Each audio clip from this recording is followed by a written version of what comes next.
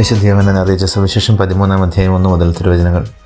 ഭൂമിയോളം താഴ്ന്ന ശിഷ്യന്മാരുടെ വാദങ്ങൾ കഴിയുന്നതിൻ്റെയും എന്നും കൂടെ വസിക്കാൻ വിശുദ്ധ കുർബാന സ്ഥാപിച്ചതിൻ്റെയും ഞാൻ നിങ്ങളെ സ്നേഹിച്ചതുപോലെ നിങ്ങളും പരസ്പരം സ്നേഹിക്കുമെന്ന് പറഞ്ഞ് സ്നേഹത്തിൻ്റെ പുതിയ കൽപ്പന നൽകിയതിൻ്റെയും പൗരോഹിത്യ സ്ഥാപനത്തിൻ്റെയും ഓർമ്മയാണ് പെസഹ. അതിനാൽ പെസഹ അതിമനോഹരമായ ദിവസമാണ്. ഈ 4 മഹനീയ കാര്യങ്ങൾ പെസഹ ഓർമ്മിപ്പിക്കുന്നുണ്ട്. പഴയ നിയമ പെസഹ കടന്നുപോകലാണെങ്കിൽ പുതിയ നിയമ പെസഹ കൂടെ വസിക്കലാണ്. പരിപൂർണമായ മാറ്റം. ആദ്യത്തേതിന് തികച്ചും വിരുദ്ധമായ അർത്ഥം.